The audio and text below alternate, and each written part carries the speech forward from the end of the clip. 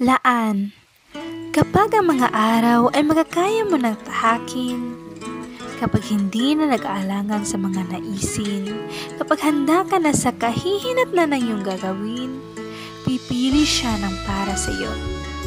Kapag mas malawak na ang pagkaunawa, kapag makakaya mo ng bumitbit ng pagkabigat-bigat, at ang lungkot at saya ay makakaya na ipasan sa balikat, pipili siya ng para sa iyo at hindi kanya bibiguin.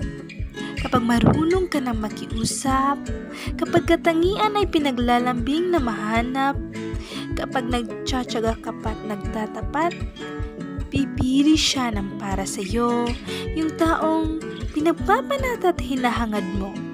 Hindi ka pa nagmamadali, nauunawaan niya. Hindi ka rin nag-aapura, naiintindihan niya.